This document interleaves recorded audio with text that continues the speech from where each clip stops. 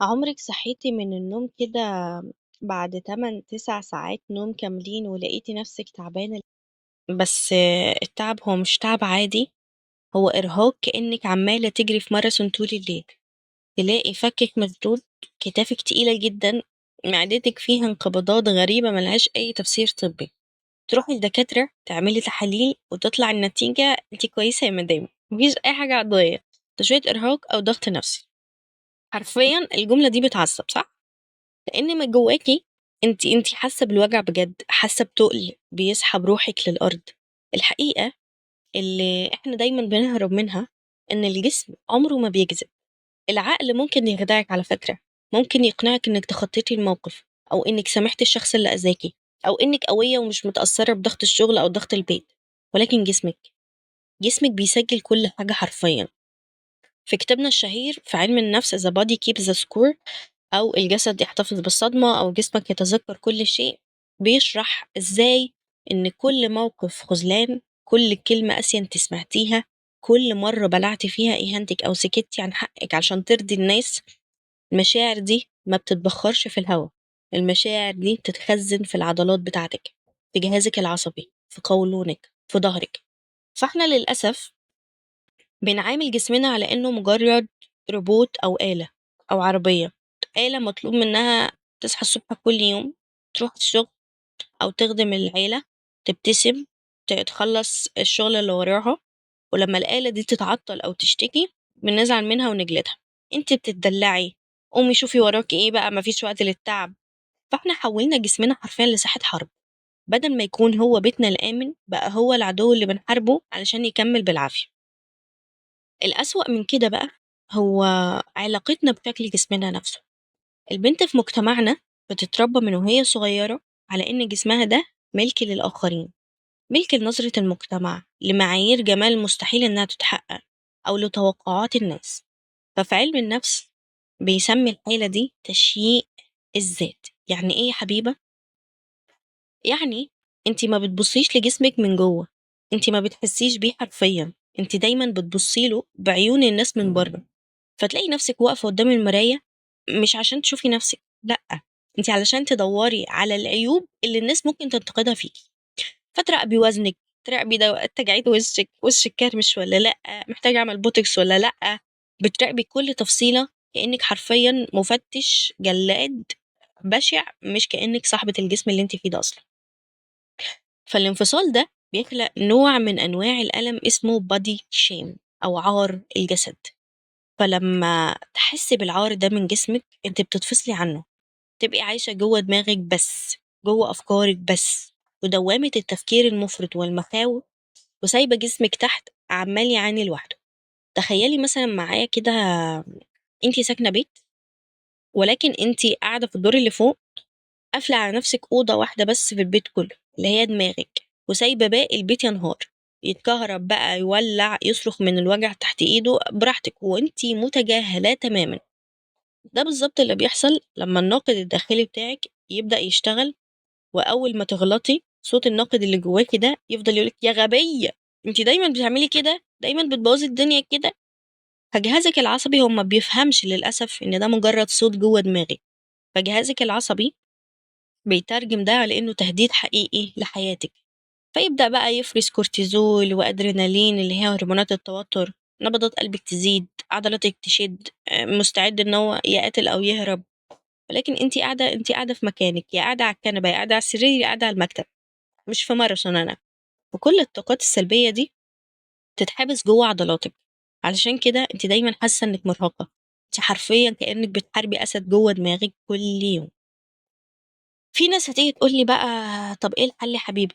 هل الحل ان انا اقف قدام المراية واجلب على نفسي واقول ان انا جسمي جميل وانا بحبه ونقعد نسقف بقى ونعمل كده وانتي من جواكي مش حاسة بحاجة؟ اقولك لأ، اطلاقا. الحل بيبدأ بكلمة واحدة بس: القبول. ونقطة كمان مهمة، قبول الجسد مش معناه انك تجمليه بالكلام، مش معناه كمان انك تهمليه وتسيبي صحتك، لأ. القبول معناه قرار حاسم، بتقوليه لنفسك أنا مش هخوض حرب تانية ضد الجسم بتاعي. القبول معناه إنك تبدأي تشوفي جسمك على إنه بيخدمك وبيساعدك، مش بس بيمثّلِك شكليًا، يعني بدل ما تيجي مثلًا تشتمي بطنِك، اشكريها، اشكريها على إن هي بتهضم الأكل اللي بيخلّيكِ تمشي ويدّيكِ طاقة، بدل ما تيجي ترفضي رجلِك علشان شكلها، خلّيكِ ممتنة إن هي شايلاكِ وبتودّيكِ في كل مكان. جسمِك ده هو الكيان الوحيد اللي فضل معاكِ من وأنتِ مولودة، من أول ما اتولدتِ، استحمل معاكِ كل صدماتِك، كل الخذلان اللي أنتِ اتعرضتِ له، كل ليلة عيطتِ فيها اللي ما حدش شافها أصلًا غيره، كل نوبات الهلع والقلق اللي أنتِ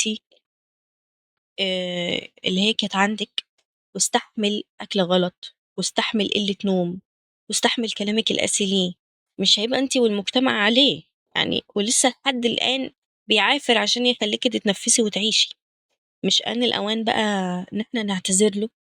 مش آن الأوان إن إحنا نلمسه بحنيّة شوية ونقول له أنا آسفة إني سِبتك لوحدك؟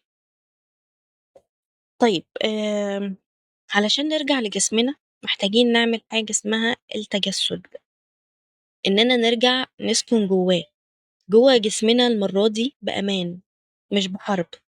فأنا عايزاكِ دلوقتي تسيبي أي حاجة في إيدِك، لو أنتِ قاعدة حاولي تسندي ضهرِك، ولو أنتِ نايمة حاولي تفردي جسمِك براحة خالص، وغمّضي عينيكِ وهاتي كل انتباهِك من دماغِك اللي مليانة أفكار ونزّليها تحت لجسمِك، وخُدي نَفَس عميق.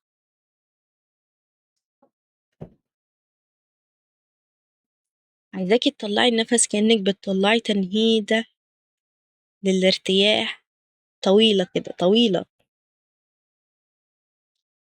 دلوقتي عايزاكِ تعملي مسح سريع لجسمِك، فاسألي نَفْسِك فين أكتر حتّة في جسمي مشدودة أو بتوجعني دلوقتي؟ هل هو فكِّك والّا كتافِك اللي دايمًا مرفوعة لفوق والّا ضهرِك والّا انقباضات معدتِك؟ مجرّد ما تلاقي الحتّة دي حُطّي إيديكِ عليها بحنيّة كإنِّك بتطبطبي على طفل صغير خايف.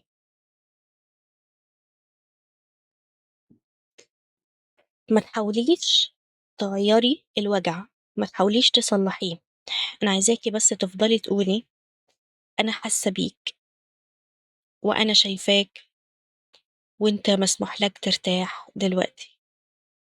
عايزاكِ تكرّري الكلام ده كذا مرّة لحد ما المكان اللي أنتِ حطيتِ إيدِك عليه ده يهدى أو يتطمن. عارفة أنتِ التواصل البسيط ده، اللمسة الحنينة اللي أنتِ عملتيها دي، بتبعت إشارة فورية لجهازِك العصبي أو الvagus nerve وتقول له إحنا في أمان، ما فيش حرب شغالة برّه، نقدر نطفي إنذار الخطر. ولإن الوعي بيكتمل بالكتابة، عايزاكِ تفتحي دفترِك النهارده وتعملي تمرين بسيط جدًا ولكن تأثيره صحّي. هنعمل حوار مع جسمِك، هتجيبي ورقة تكتبي في نُص الصفحة كده سؤال واحد بس، يا جسمي أنت محتاج منّي إيه النهارده؟ وتسيبي القلم يكتب الإجابة الأولى اللي جاية في باله من غير أي تفكير أو فلترة. ممكن تلاقي جسمِك بيقول لِك أنا محتاجِك تنامي. ريّحيني منِّك ونامي أو محتاجِك تبطّلي تفكير، محتاجِك تبطّلي تضغطي عليَّ في الشغل، حاولي إنِّك تسمعيه بكل أريحية وتكتبي تحتها في آخر الصفحة أنا سامعاك وأنا باعتذر لك عن كل مرّة تجاهلتك فيها. التمرين اللي عملناه ده هو جزء صغير جدًا من تقنية علمية بتسميها الsomatic tracking أو التتبُّع الشعوري، التقنية دي هي اللي بتفُك شفرة الألم المتخزن، بترجّعنا لحالة السلام الداخلي. خلّينا متفقين اتصالِك بجسمِك بعد سنين من الانفصال والعار والحرب مش هيحصل في يوم وليلة، مش هيحصل بمجرد ما تسمعي حلقة بتسمعيها دلوقتي، جسمِك محتاج مساحة آمنة يتطمن فيها تدريجيًا، محتاج منهجية تعلّمه إزاي يفرّغ الصدمات دي ببطء من غير ما ينهار، أهم حاجة من غير ما ينهار، محتاج أدوات حقيقية للتعامل مع العار ده، وده بالضبط اللي بياخد مننا مساحة كبيرة جدًا في المرحلة التالتة من برنامج رحلة المصالحة. في الcourse ده أنا باكون مخصصة لِك في الجزء ده بالذات تسجيلات تأملات موجهة معمولة مخصوص علشان تسمعيها كل يوم، باخدِك فيها خطوة بخطوة علشان نفكِّك عار الجسد، ونبني لغة جديدة تمامًا مبنية على الحنان الذاتي أو الترحم الذاتي، مش بس في العقل، لأ وفي الجسم كمان، عشان تتحولي من إنسانة عمّالة تحارب جسمها لإنسانة متصالحة معاه، بتحس بالأمان وهي جواه. الرحلة دي طبعًا متكاملة ومدروسة علشان تاخدِك من الحرب للسلام خطوة بخطوة من غير ما يحصل أي مضاعفات. عشان تبدئي الرحلة دي صح وتعرفي أنتِ وجسمِك متضررين بنسبة قد إيه من الحرب دي، عايزين نعمل التشخيص الأولي. عشان كده أنا هاستناكِ في المحاضرة المجانية بعنوان أنتِ في حرب يوم 16 مايو في الويبينار. هنعمل مع بعض اختبار مباشر وعميق هيكشف لِك كل الخبايا اللي الناقد الداخلي بيعملها في جسمِك وفي نفسيتِك. واستعدي علشان نبدأ ننظف الأرضية سوا. وأخيرا بفكرك إنك تكوني حنينة على جسمك، وأشوفك على خير.